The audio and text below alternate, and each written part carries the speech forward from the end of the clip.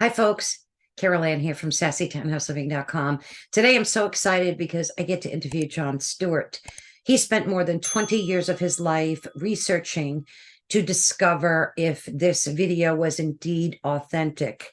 And it's a VHS tape showing an alleged interrogation of a gray alien who was captured sometime around 1991. He watched this video soon after it released in 1996, and he became so intrigued by it and by its realistic depiction of this gray alien that he consulted video animation experts and more to see if he can detect any forgery or if they can help him to detect any forgery. Stewart received a list of medical and military personnel directly involved in the interrogation of this gray alien and was able to speak with several of the named individuals.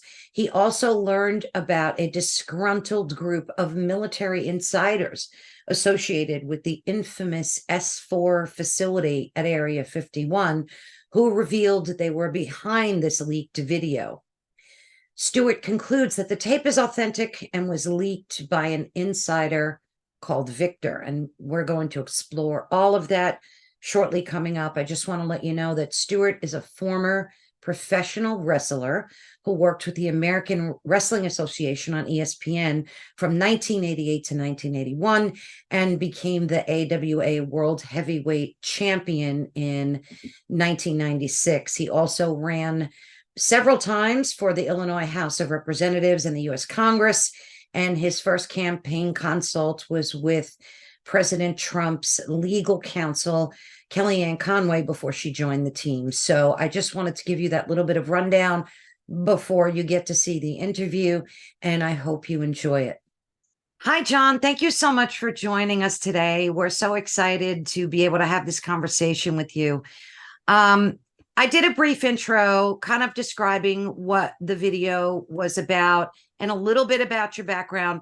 But of course, just let our listeners know who you are, a little bit about your past, professionally and personally, and then we can start with the questions. Sure. Hi, everybody. Thanks for having me. My name is Jon Stewart. I'm 56-year-old, semi-retired, newly grandfather. I've been married for 22 years with 3 wonderful children. Live in the North Shore of Chicago. The North Shore area is where all the John Hughes high school movies were filmed. Just a little point of interest. I was a high school, college, semi-pro football player, but it was in college my freshman year that I went from college football to becoming a professional wrestler on TV. I did that on and off all the way to 2012 and all through my college studies. And when I retired from that, I ran my family's automobile dealership up until last year when we took a buyout lease on our property during the tail end of COVID, and now I'm semi-retired. And it was during COVID, which was the first time that I ever had time off without being sick or vacation. I'm a type A personality, workaholic, and I don't say that proudly. And then I was asked about this video that I had talked about since 97 by a Hollywood producer to see if there was some sort of any legs on it. And I mean legs, quote unquote, for a documentary. So I planned on what's called a showrunner, just getting all of the information together and, making a interesting, but, anticlimactic documentary, knowing that I was going to find out that it was a hoax and a fake, and finding the animatronic expert, or having the owner of the production company in 96 tell me that they faked it, they hoaxed it, that the whistleblower Victor was an actor. And much to my amazement, 5 years later, I had fallen down the rabbit hole so far that I sit here today with 110% knowledge that it was not faked, that film was real, that creature was an off-planet visitor. And I have, through a set of circumstances and occurrences in my personal life, have touched the third rail with the Department of Defense and those in power in Washington, D.C.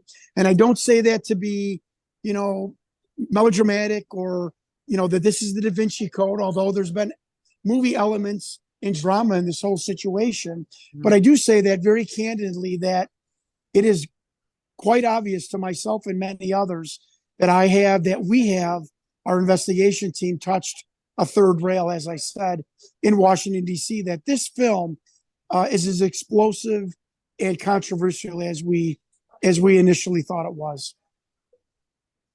That's pretty amazing stuff. So, of course, I'm going to show some clips so Sure. folks can know what exactly we're talking about. And I'll provide the link to the original video that you shared with me from YouTube so they can get some really detailed background on it. But, and I know you've probably talked about this so many times, but other than this being introduced to you, what was the initial compulsion for you to, and I call it a compulsion because you've done so much work researching it. What did something just trigger inside of you that said, this is something legit and is worth looking into? What was the driving force for you? Well, I never brought this up, but you asked the most interesting question that's been asked to me in 3 months. God bless you for doing that. And I will tell a story very quickly that I've never told anyone publicly. It was in that famous 36th floor condominium building that I was living and having this great life of a part-time wrestler and high-paced world of the automobile industry and whatnot, that I read this book, Behold a Pale Horse by William Cooper, who claimed to be a naval intelligence officer.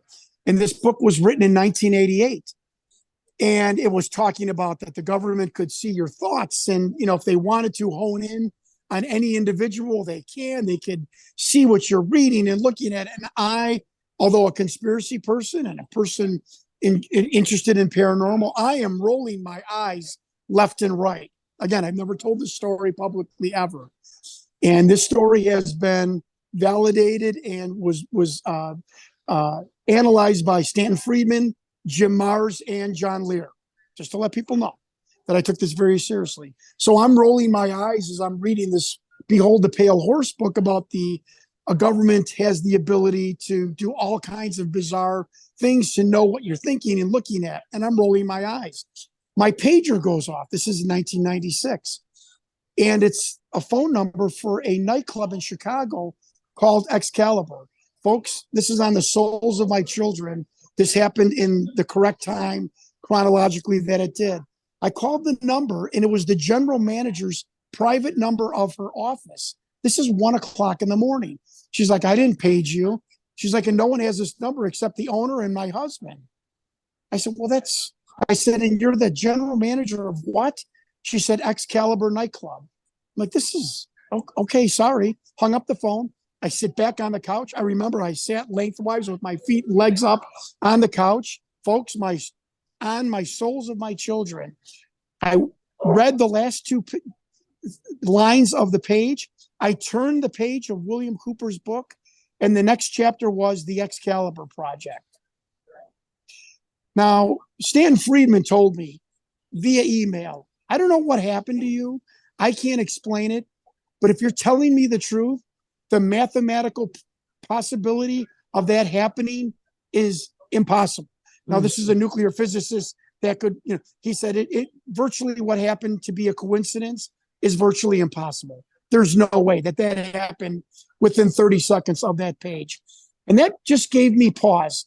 And I tell the funny story when I'm about to see this alien interview. I'm thinking it's a weird looking human with a clipboard at the Pentagon for a job interview. And I come to find and see this alien in this dark room. It's not a gray. It doesn't have almond eyes.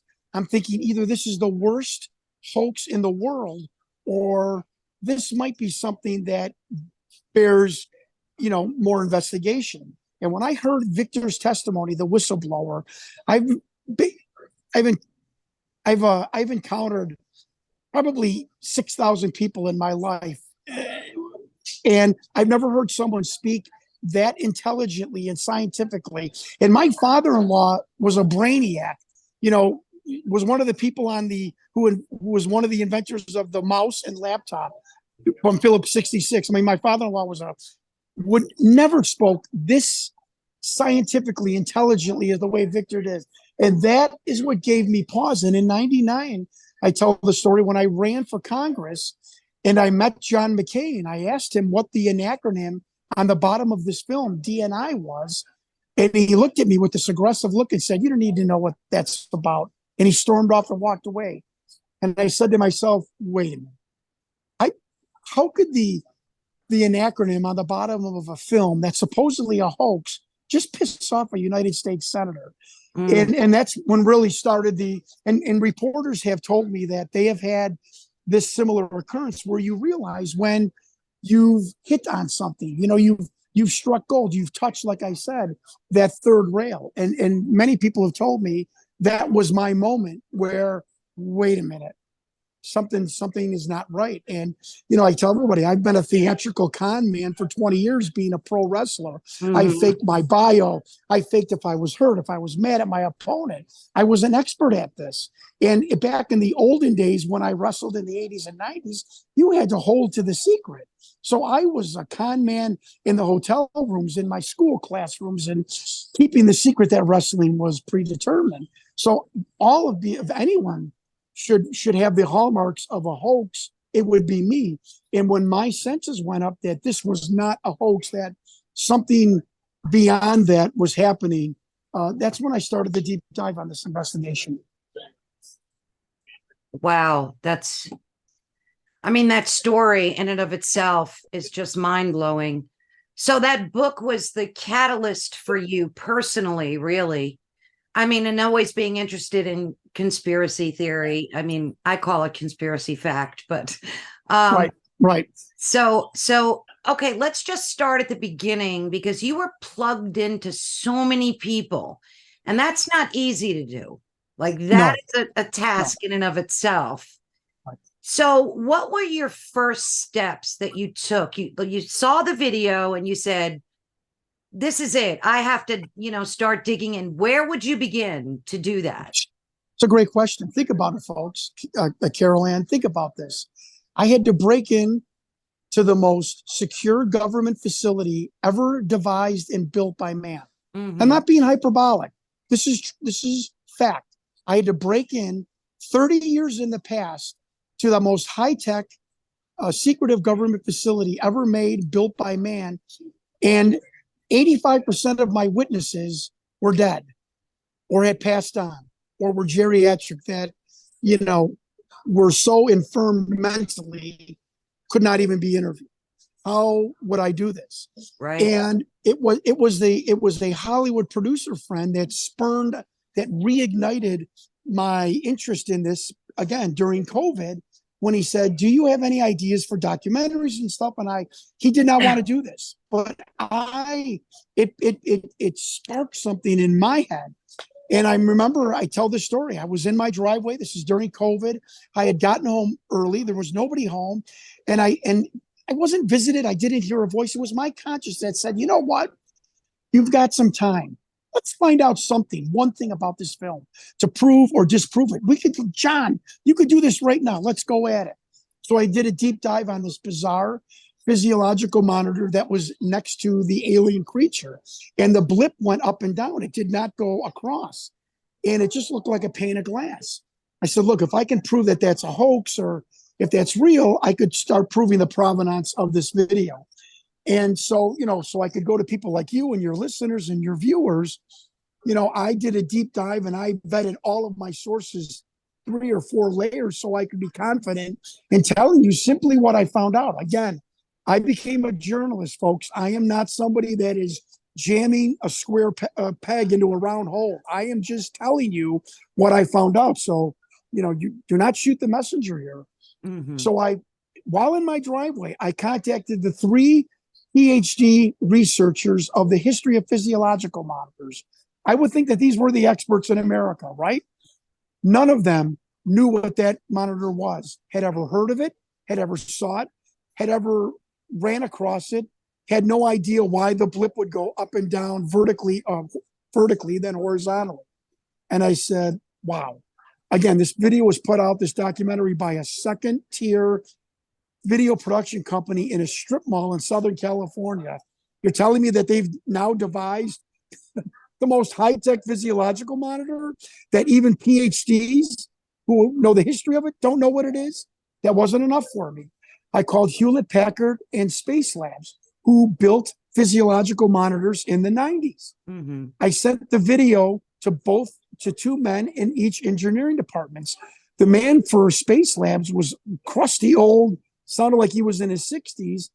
And he said to me, he goes, "Kid, I don't know what you have, and I don't know what I'm looking at, but I've been building physiological monitors for 40 years, including for NASA. I have no idea what that monitor is. I have never seen it. I've never heard of plans for something like that, a stationary blip. Mm-hmm. I don't know anything in 91 that did not have electronic components at least 10, 12 inches behind the box. It was, physiological monitors in the 90s were still huge apparatuses. He said, I have no idea what you have there. And he said, and you're telling me this is from a government installation? I said, yes. He said, well, it sounds like you might have a one-off. And, again, I'm like, well, this is interesting. What is a one-off?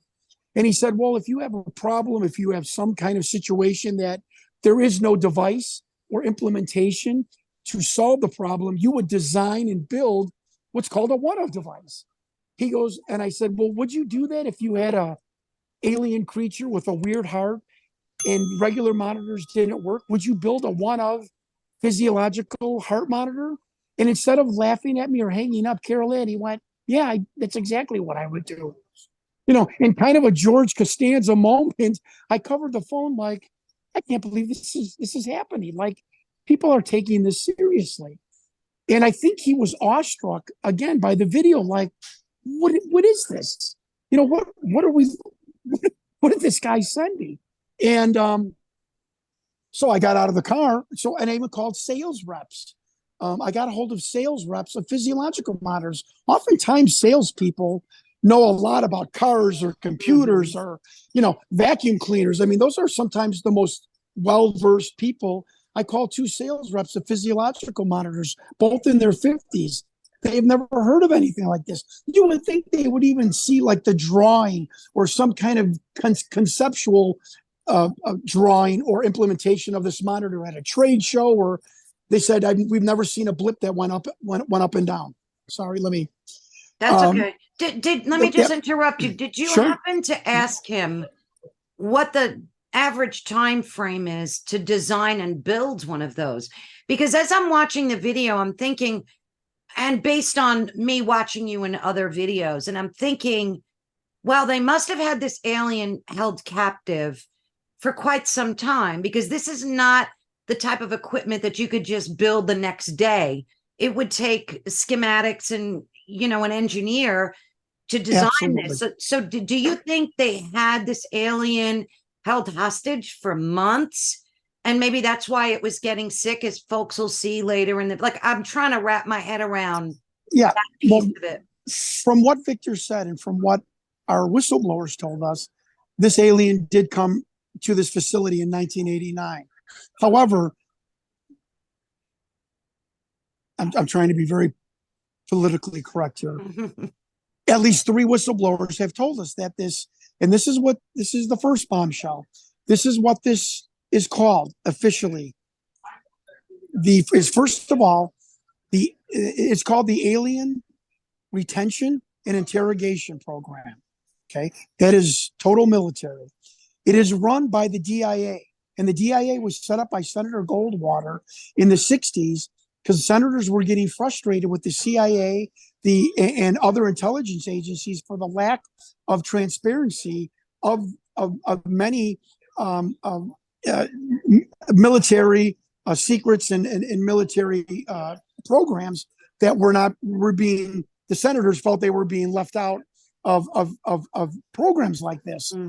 So the Air Force in the 60s, and I'm not getting off track here, but this is really interesting. The Air Force in the early 60s, Carol Ann, I'm telling you verbatim, put the whole alien phenomenon program up for auction almost in Washington, D.C. Like, who wants to take this off our hands? And the DIA said, we'll take it. We'll take over.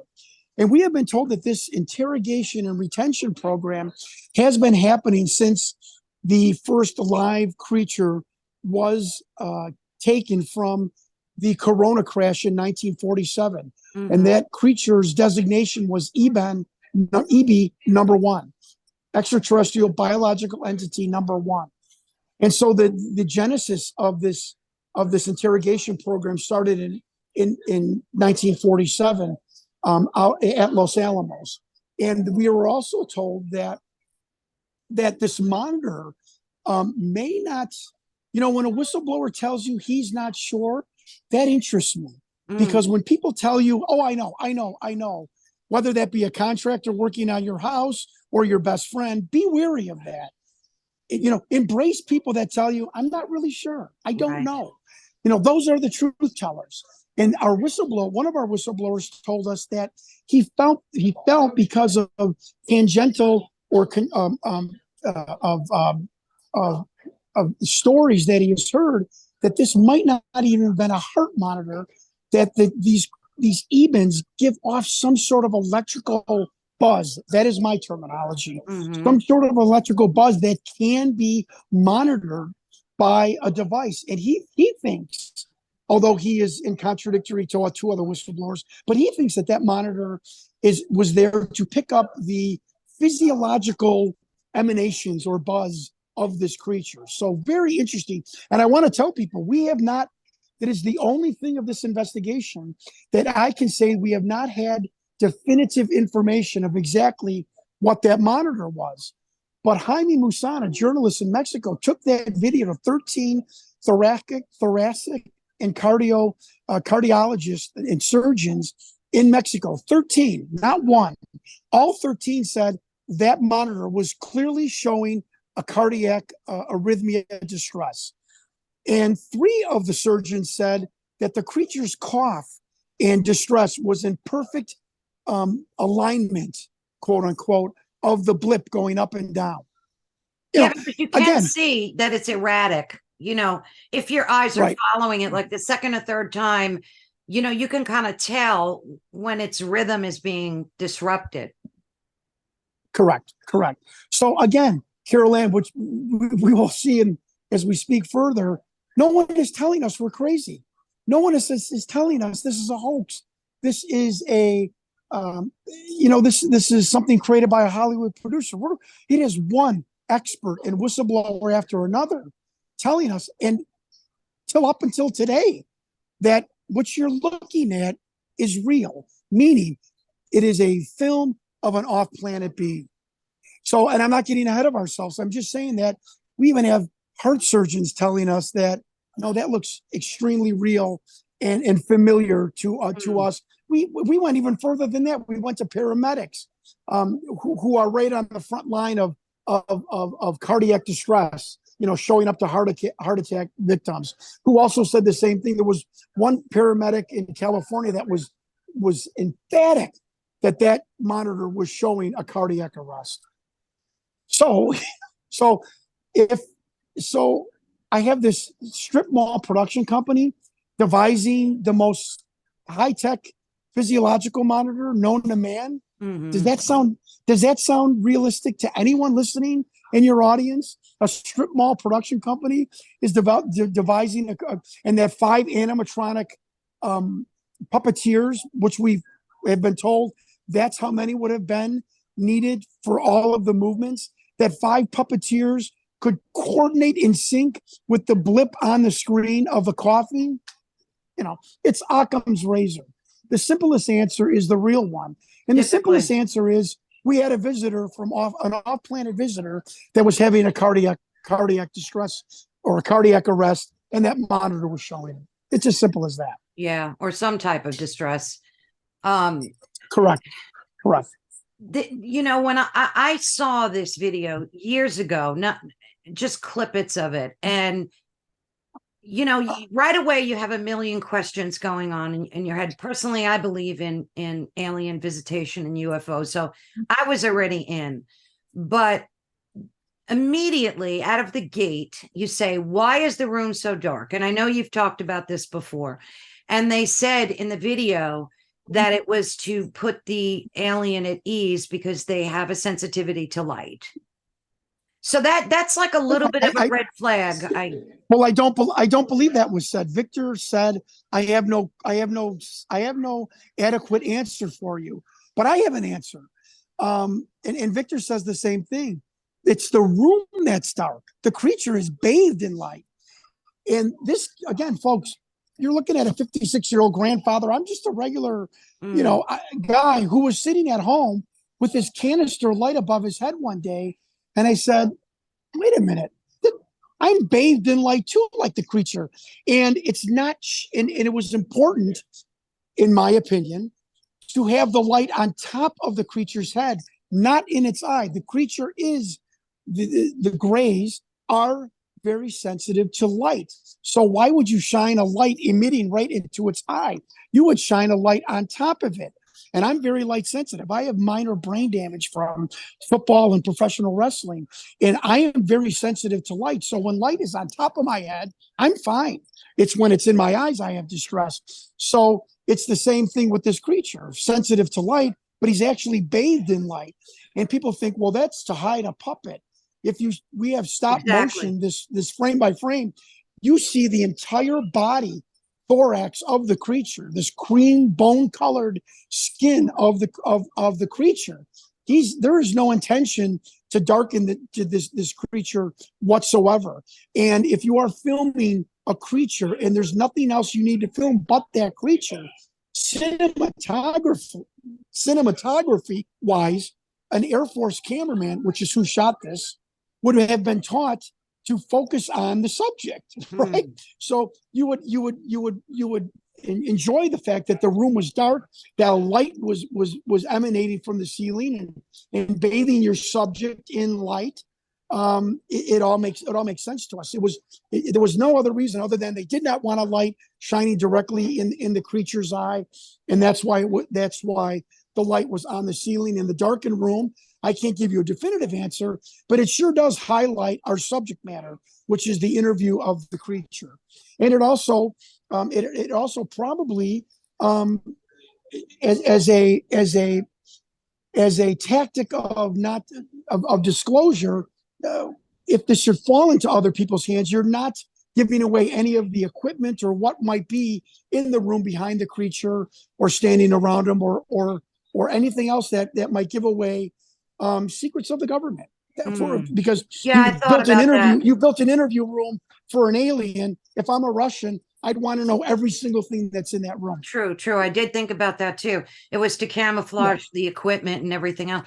Exactly. So the light glaring from the alien's eyes, is that just the light from the cinematographer, like from the camera that was being used? It's the light bounce. It's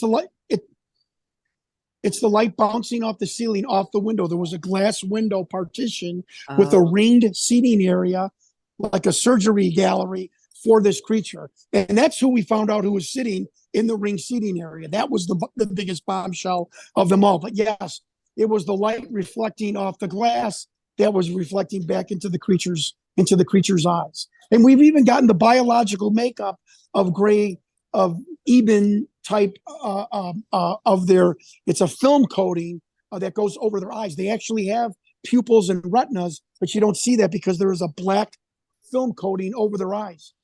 So I thought that was pretty interesting. Yeah, I knew I read somewhere that they didn't like light, aliens. So right. I kind of figured that. So right. On the video also there's a timestamp, and is it DNI, Department of Naval Intelligence? Is that correct? Right. So talk to us a little bit about that. Is there such a department? Everything that you've learned about that. So remember, strip mall video production company, folks, a bizarre physiological monitor, a puppet, right? The alien that would cost $150,000 in 1996, even though the entire budget, which they've got from A Strange Universe, was about 75 to 80,000. We found this out. So why would you do it and lose money? And then on top of it, they put down an acronym of a military agency that doesn't exist. And I asked, why would you, even if you were an idiot television producer, why would you do that? Why? And it was the DNI that I asked Senator McCain, which made him get this aggressive stance towards me. And so then I have a friend who is a former naval aviator. And I sent him a text. I said, Michael, oh, by the way, Bob Lazar says the Department of Navy intelligence does exist. We've seen it on Bob Lazar's pay stub. The pay stub then was gone through scrutinized by a person, a civilian, calling the IRS, and the IRS telling him that the EIN number is highly classified. Yeah, I'll put a screenshot up of that. Yeah, so That pay stub is crazy. So, folks, how would a script writer in '96 know an EIN number of a highly classified department with the IRS? I mean, come on.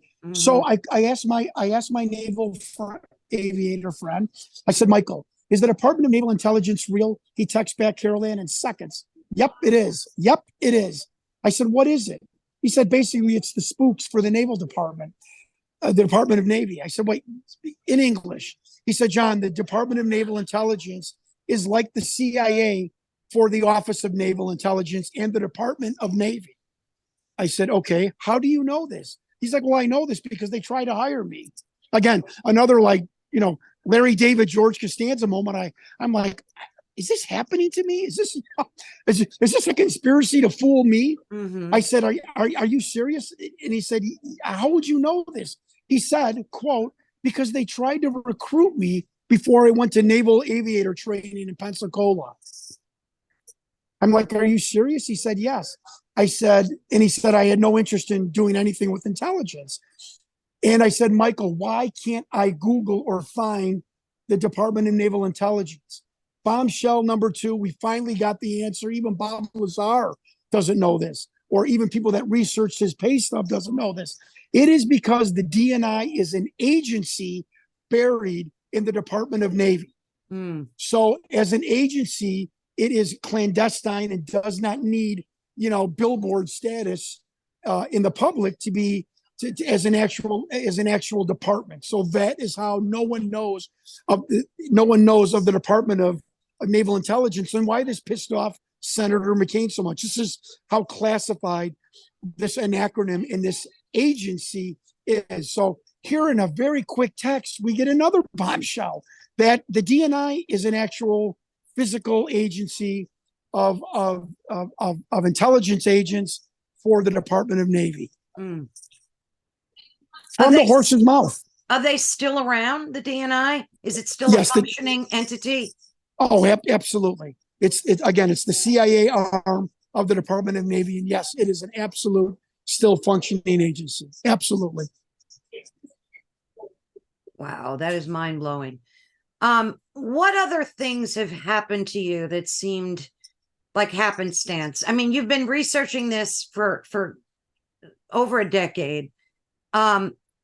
It struck me as odd that it's not as big as you would think it is. It's not like in the UFO community, you don't see this or hear about you very often. Another great point. Yeah. What do you think accounts for that? You ask good questions. I'm glad I did this interview. You really do. So, number one, I just came onto the UFO scene with this report maybe a year ago. So, and number 2 is the fact that this came out about a year after the alien autopsy. And I think there was an initial skepticism to it. It was not on Fox. It was on the low-level UPN network. So I don't think a lot of people watched it. And I can prove that because Sean David Morton has given us the ratings of the show, which were very dismal. So the show did not get good ratings. So I think that's why it went into the cracks. And Carol Ann, I think the biggest reason is it's what people say, if Jesus Christ appeared to America, we would all be like, shrug our shoulders and go back to watching Wheel of Fortune. It's too real. And it is conflicting with people's cognitive dissonance of, there's no way somebody's going to have a film of a real extraterrestrial. And it's too real. It's too bizarre. And when people feel that in their brain, it's called cognitive dissonance. Yes. They do 2 things. They make fun of it or they completely, utterly dismiss it. And that's what it's been done. And when I have taken this bizarre, unrehearsed, unproduced film and put it up with the CGI of the alien interview that's floating around, or the one creature standing up against a wall that's clearly CGI, or even Skinny Bob. When you take those 3 CGI videos and you then show somebody that darkened room with that creature's head, you start to think, wait a minute, Mhm. this isn't CGI. This is quite bizarre. And when we have done that, we've jerked and jostled people's cognitive dissonance. That's when we really make headway with a lot of people, including politicians, including former military people, including former police officers and researchers, where they really say, wow. And when we show them the close up of the creature's mouth opening and closing within a nanosecond, animatronic people say, you said this is from 91. Yeah. Well, I don't see any metal spring or metal bar around this creature's mouth. It's flat and thin-lipped. John, I just don't know how you could make his mouth move in a circular motion within a nanosecond. It's what? Animatronic people have egos bigger than, Hulk Hogan or Reggie Jackson. I mean, sincerely, folks. And to get them to say, I couldn't do this. I could not do this in 91, in 96. And I'm going to tell you something. I'd have a hard time without the protrusion of implementations around the mouth of doing this in 2022. I mean, that was said to me by a top Hollywood FX person. And also, if we're on that subject, I hired Bill Mums, who was hired by National Geographic. Folks, I really did my job for you. I really did.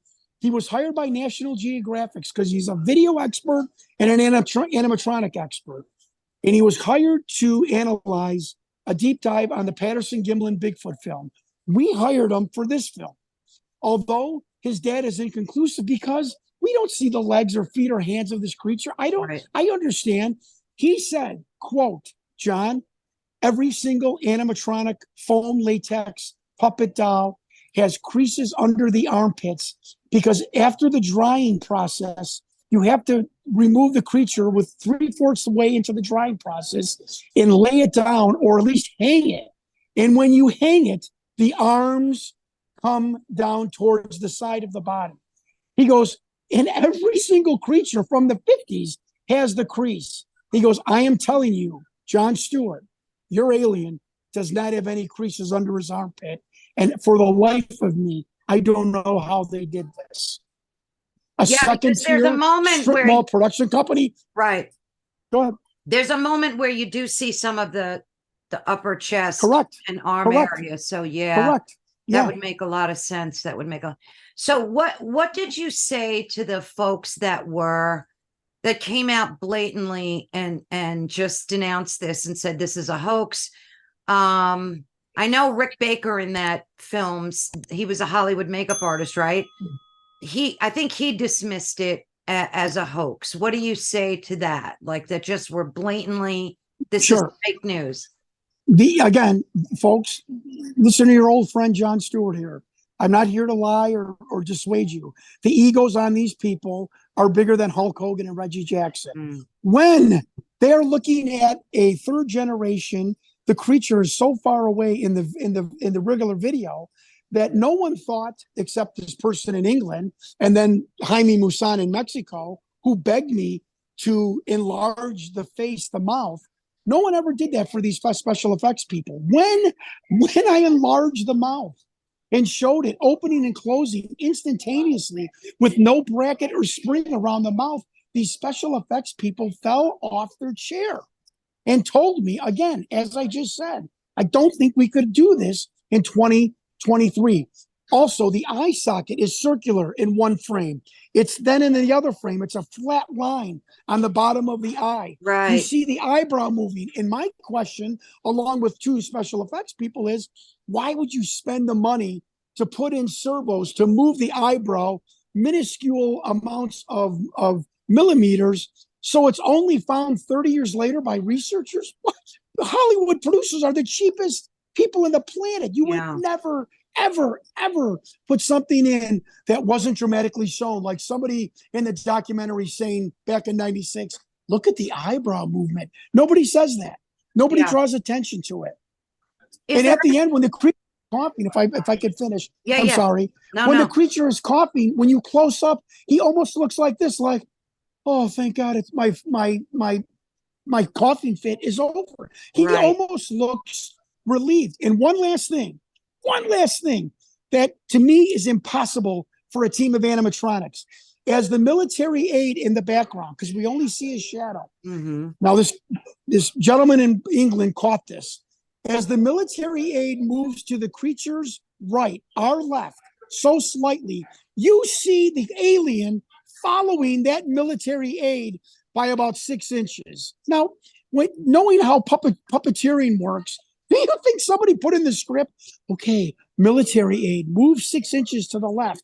Okay, guys, with the creature, follow the military aide with the creature's head. I mean, come on, folks. I sound like an idiot saying that was actually that was purposely done by the production company. I mean, and when I saw that, I'm like, there is no way they could think of putting that into the production without telling us, like, oh, look at how the creature follows the military. They never say that. So why did that happen? It happened because the creature's real and it was following the movement of the military aid. Mm. And it's bizarre. It is. It truly is. Has anybody ever come out and taken responsibility for the creation of that video that you know of? Again, Carol Ann, great question. Bombshell number 4. I have experience in Hollywood. I've been a pro wrestler. I have been around the braggers of the braggers. Mm-hmm. I am the expert of who is the heavyweight champion of people that have had themselves on the back. In 25 years, Carol Ann, not one human being of credibility has come forward to say, I built the doll. Oh, I worked on that production. I did the lighting. I hoaxed the monitor. I provided the craft catering the day of that production. I did the wardrobe. I was one of the military doctors that rushed in. I did the spray painting of the creature. No one. You mean to tell me? And I know a lot of people in Hollywood. Mm-hmm. In 20 folks, please listen to me. It is these anecdotal stories that just glare with reality. You're telling me in 25 years, not one Hollywood person trying to impress some woman at a pool party, Mm-hmm. or trying to be use an Italian word, the big shot at an award ceremony never said, do you remember that alien video that everyone thinks is real, that high-tech puppet? I built it. Do you remember that video? I produced it. Or, I did the animatronics or the lighting. No one in 25 years has stepped forward to say, I took part in that fake production. And the CEO of the company, along with the director, have told us it was real. They did not hire Victor. He was not an actor. Sean Morton tells us what the director, Jeff Broadstreet, said, that this man called out of the blue.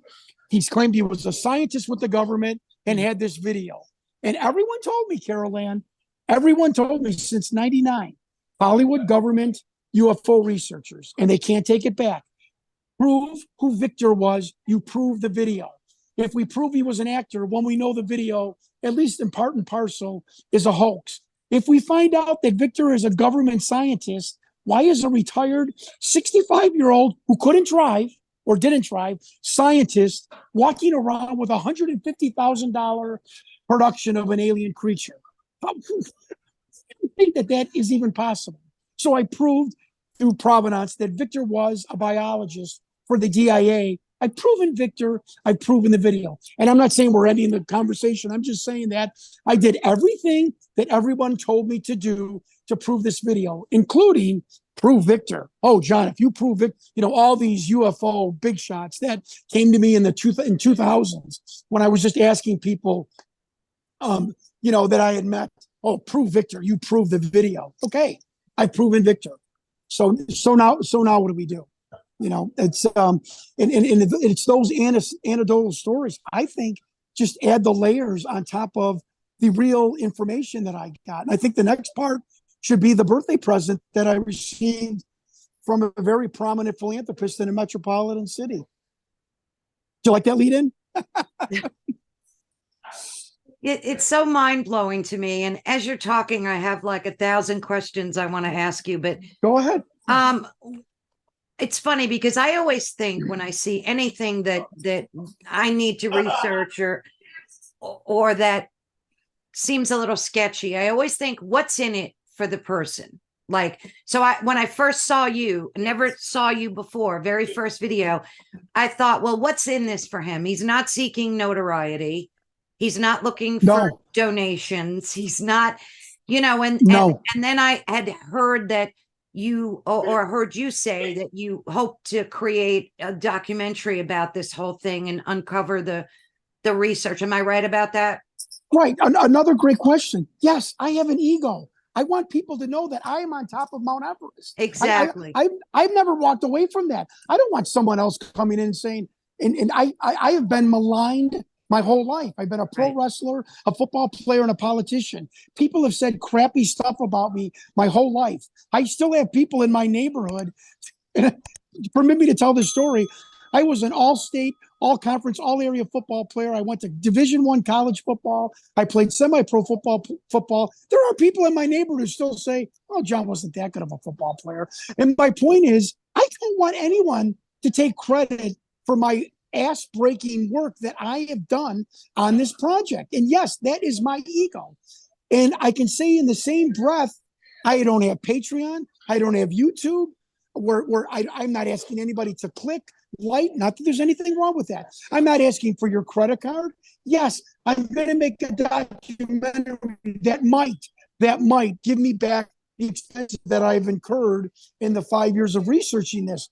But my God, I mean, it is my own tenacity and truth seeking that has propelled me. That like Richard Dreyfuss in Close Encounters, it is some internal mechanism inside me that keeps saying, keep going, like a reporter, like anyone that is searching for the truth. I did not intend for this, folks. I just wanted to go fishing and go golfing and lay out in the sun in my semi-retirement with my awesome wife. I did not intend to be Robert Langdon in the Da Vinci Code, but I am, and so, yes, I want to get to the mountaintop. I do want credit for it. I want people to be proud of me. I want people to be proud of me in Illinois and in the UFO community, because you people are the ones that are the foundation that I stand on. And I don't say that to get your sympathy or to say, "Oh, what a great guy." I truly mean that. The people of the UFO community in the past 5 years that have come to me, emailed me, written me, called me, stopped by my family business to say, "Keep going. You're doing a great job. We stand behind you, no matter what you find." I appreciate that. So we are all part of this. And I'm doing that now. I always want to give credit to this investigation, to my fellow researchers, and to the UFO community. That has been absolutely awe-inspiring. And I give the example, and I'll be quiet after this. I'm like the movie Rudy. I'm Rudy Rudiger. First, people laughed at me. Then they slowly started to believe in me. And then the UFO community surrounded me and put me into the game, so to speak. And it's a beautiful story. My life, Carol Ann, I'm the happiest I've ever been in my life. My life has never been better. I don't say that to impress anybody, but to impress upon people that sometimes this UFO phenomenon is not as dark and gloomy and scary as some people make it out to be. Yes, there are elements of this, the unknown of what is really going on and the intentions of off-planet beings is scary. What about organizations like MUFON or To the Stars Academy?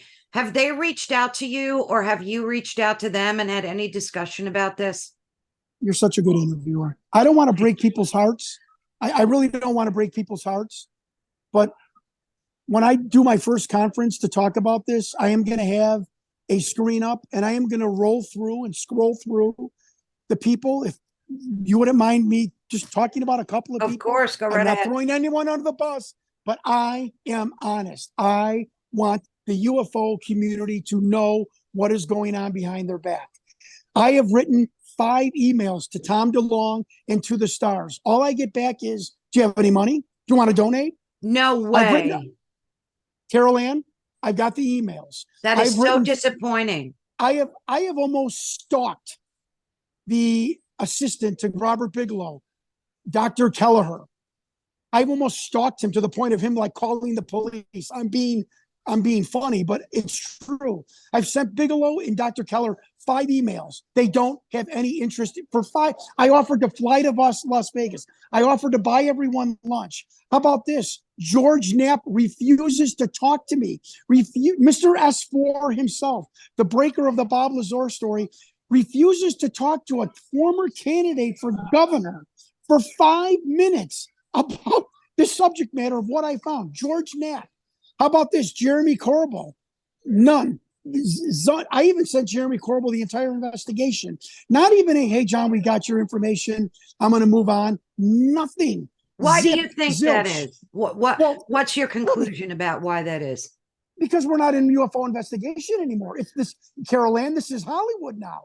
And everyone's looking to be on top of the mountain. I don't want to be on top of the mountain. I would like to, all I want is the credit of getting on top of Mount Everest and climbing down. But Jeremy Corbell wants to be the guy that brings out the alien interview information, in my opinion. Wait, let me go on. How about this? How about Annie Jacobson, Miss Area 51? I sent her a text. And folks, this is deep information. I sent Annie Jacobson a text. Annie, my name is Jon Stewart. I'm a former candidate for Illinois governor.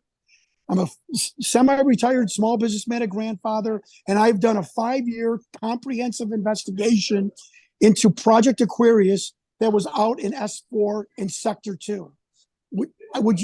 Do you have 5 minutes for me to just tell you this is the woman that wrote the definitive book, which it isn't, on Area 51. Do you know what she wrote back?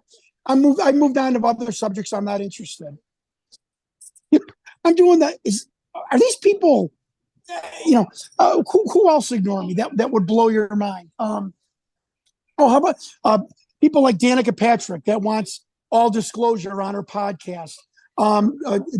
Joe Rogan. Joe Rogan is about to send out a stalking order because I've written his producer Jeremy. Again, you get an email from a guy that was a former candidate for governor requesting 5 minutes of your time to show you.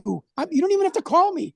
Like I'll show them the report from the DIA guy that sent me all of the names who were behind that viewing seating area watching this alien interview. Joe Rogan. I'm not disparaging, but has no interest. He goes on his program and says out loud, I just wish somebody else besides Lazar who knows about S4 would come forward. Joe, and if anybody's watching this, send this clip to him. I don't know what else to do. I've given up. Joe Rogan, not interested. How about Sean Ryan, the Navy SEAL? I think he's a great guy, has absolutely no interest in my investigation. Lex Friedman would not write me back. Who's another one? The Concrete Podcast, no communication. The YouTube, the guy that calls himself the Beast, no interest, even though they claim they want to know everything about aliens. Who did write me back? Well, 2 reporters from the New York Times. I think we all know who those are. I'm not going to say their names. How about Stephen Greer, who's been wonderful to me and very patient because I'm like this new kid on the block with information. Yeah, he's awesome. Yeah. How about Linda Moulton Howe? She's awesome too. Yeah, I sent her the whole report, folks. Now Linda will not have me on her. Linda will not have me on her podcast until I'm ready to say the names. Linda saw the names. She's wonderful. Here's what Linda Moulton Howe said when she saw the names. You, Jon Stewart, have gold. I'm like, well, Linda, what do you mean? She's like, John, when UFO people see documents with names we've never heard about before, it's like the red, it's like the bells go off, like, holy crap, this guy. She goes, that is one of the problems with the Majestic 12. All of the people are dead. You're telling me that 3 out of 5 of these men are still alive and you communicated with them? I said, yes. She's like, John, you have gold. This trumps the Thomas Wilson memo. This is Linda Moulton Howe. So, so she communicated with me. Who else? I've got a meeting, supposedly, after he gets back from New Zealand, from former Deputy Secretary of Defense, Chris Mellon, wrote me a wonderful email. He wants to meet me. He wants to help me with getting out this information, along with John Warren IV, the son of the Secretary of Defense, Secretary of State. John Warren, excuse me. Also, Kerry Cassidy, folks. Kerry Cassidy started this whole ignited the barrel, the wick on this whole powder keg 4 years ago when she started to hook me up with different people. And lastly, I would like to say and compliment Dr. Michael Sala, who, Yeah. I have gotten so many emails, the kindness. Even my wife has read the emails in our life, and she's like, these people are so genuine and they're so kind and sincere with their comments to me. I mean, it just makes me want to get on top of the mountain for everyone. And I'm going, Yeah, that's how I found you. So that's it. From his. Right. Yeah. Right. Yep. So it's amazing that, how about this? George Norrie, who Coast to Coast, Victor went on Coast to Coast with Art Bell, to promote the documentary, and his testimony is incredible. He's actually fighting with Sean Morton about a newsletter that has inaccurate information. Everything an actor would.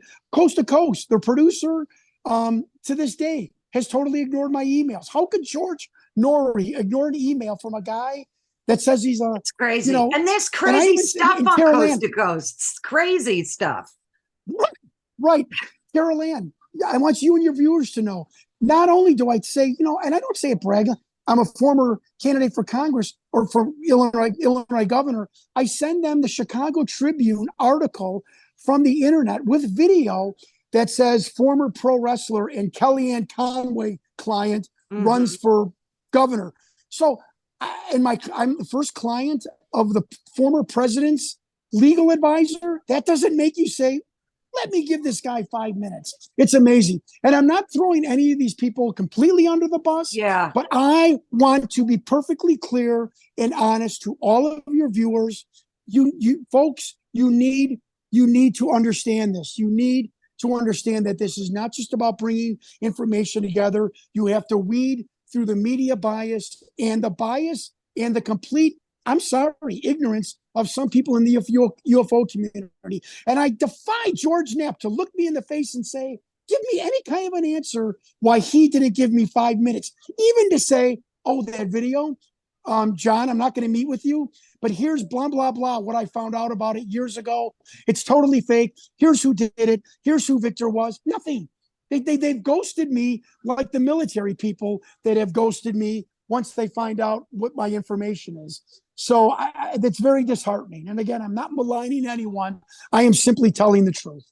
Don't you think that, or I'm sure you have, but it seems very sketchy to me that you're treated as like a pariah in the industry. Like it's almost like to me, it's almost like a red flag. Like, are these people being told not to speak to you?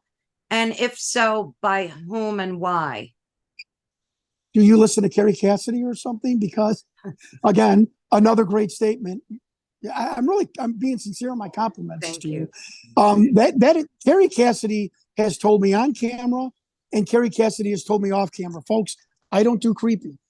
I don't do creepy. I don't do weird. I don't bizarre. Again, I don't want to be Robert Langdon in the Da Vinci Code. Kerry Cassidy has told me off camera that you do realize that there's a great propensity of chance that a lot of these people that have ignored you are doing so because A, you're going to trump them as far as being the new Bob Lazar, which I don't know if that's true or not, but B, that some of them, again, I'm a journalist. I'm telling you what was told to me, that some of them have tangential relationships with intelligence people, and it's you release information when we tell you to release information.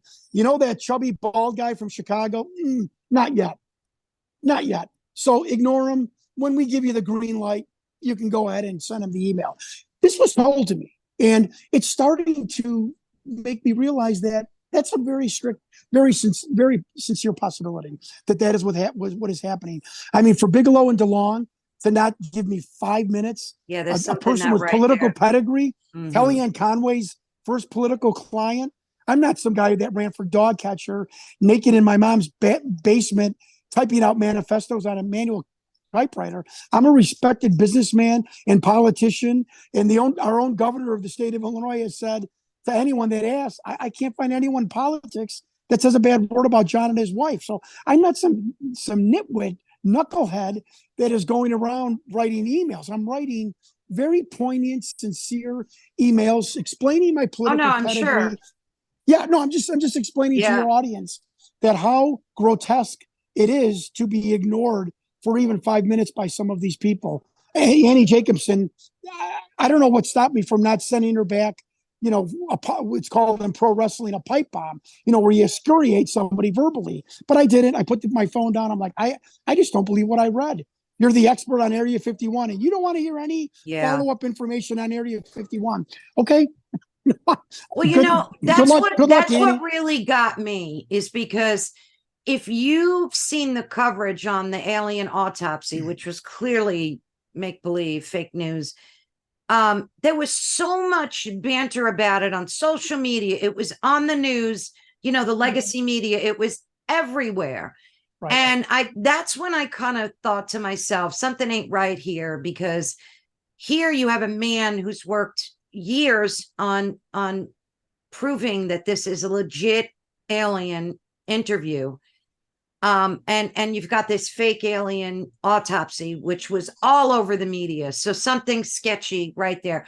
Have you ever felt? Well, sure. Yeah. The questions you are bringing up and the statements you're making are unbelievable. I have been told by all three of my intelligence whistleblowers, the government does stuff so purposely they can say, look how fake it is. It's a hoax. The whole alien thing is a hoax. It's called the straw man. And I've heard that the government does and likes to do this just so they can knock it down months or weeks or years Exactly. later. These false flags that they keep propagating. Correct. Absolutely. Correct. Yeah. Have you ever felt at one point, and talk to me about it, threatened or just a vibe maybe that you were in danger at any given point during your research? Yes, which is why I just got off the phone an hour ago, and I'm not going to make this public with his name, but I got it off the phone with the chief legislative aide of a congressman, simply because I'm not scared.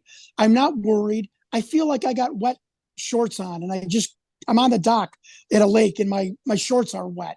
And I'm being comical, but I feel uncomfortable, and I'm going to tell you why. Scott Walter of the History Channel, I'll not mention him again, spends 9 months massaging an intelligence whistleblower for the National Air and Space Intelligence Center. He finally agrees to speak with me. Wonderfully intelligent, bright young man, sincere, nice person. He agrees, if his commanding officer lets him, to go on camera of our documentary in silhouette and in voice alter. I send him the questions that I'm going to ask him. Mm-hmm. They are explosive. He ghosts me for 3 months. Here we go again. I am begging him via text and Scott Walter. This isn't right. I've been nothing but a gentleman. We've had a great relationship, just like the vice admiral who was witness that interview that ghosted me when I emailed him the report. I said, I at least demand to know if he is okay, if he is in trouble, and if I'm in trouble. Carol Ann, he sent me a text about 2 hours later. You could tell was written by a higher up in the DOD. This is my opinion. And it said, I have been informed by someone higher than my commanding officer. So I would assume it was the director of the NASIC or the Pentagon, that I am to have a cease and desist contact order from you. That scared the hell out of me. I am no longer to communicate with you. I am requesting that you destroy, do not share, copy, or cut and paste this text message. And you are to have no more communication with me. You are on a watch list for your FOIA requests, the nature of your FOIA requests, the questions you have submitted me, and your overseas emails. One of my researchers was in England. Period. And beneath that, I couldn't have made this up, was this bizarre, my interpretation, bizarre Department of Defense governmental coding, like you would see like a disclaimer on the bottom of a corporate email. All of these numbers and do not share and DD7521-3, which correlates to legislation, blah, blah. I'm like, well, I knew he was who he was, but to have that in his text message meant that this came like, okay, you're able to contact the fat, chubby researcher in Chicago. Here's what you're going to say, and you ain't talking to this guy anymore. So I told my congressman's legislative aide an hour ago, I'm on a watch list. This is what America is. Some guy asked some questions, and instead of a damn general in the Pentagon saying, John, can you just squash this for us? Can you hang loose? You're sincere. You seem like a nice guy. Can you just, no, put me on a watch list. That pissed me off. Let me go one step further. An hour later, I contact the Defense Intelligence Agency. I have made people at the desk of FOIA laugh because that's my personality. I called the person up. I said, what is the status of my FOIA from 4 months ago? Quote, his name was Andrew.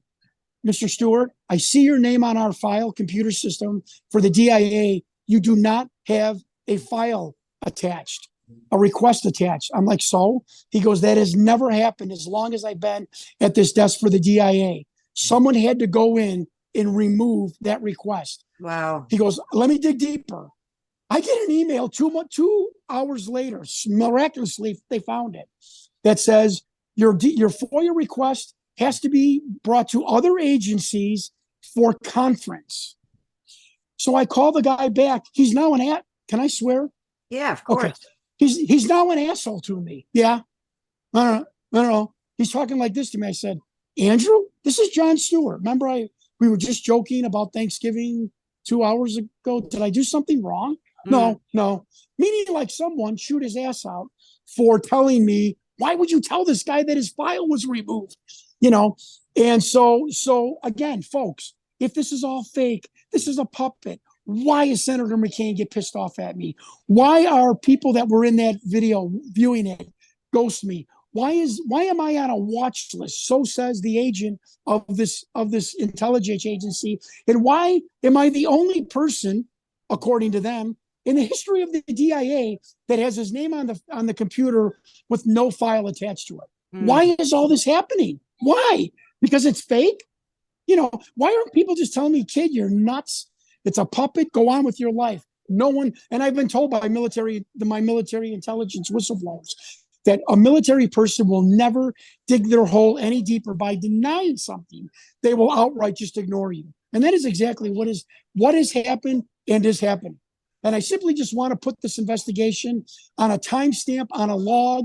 Like I'm sure I'm now on a log with a congressman's office that I called, that I told them about this report, which makes me feel a little bit better because Kerry Cassidy and Linda Howe have told me you hide in public, which is what I'm trying to do. I'm not scared. I'm not afraid for my life. But again, I've got the wet shorts on, and I'm sitting on top of a dock, and I feel very uncomfortable. And I don't mind sharing that with you. I don't know. I think if you had more of a social media presence, you would definitely get more attention to your, that seems to be the thing to do is yes, just of course. you got. And we're going to plan on doing that. Yeah, we're going to plan on doing that. And again, Carolyn, maybe it was my own obsessiveness about being able to tell people I'm not on social media. I'm not asking you to like and subscribe. I'm not on Patreon. Not there's anything wrong with those.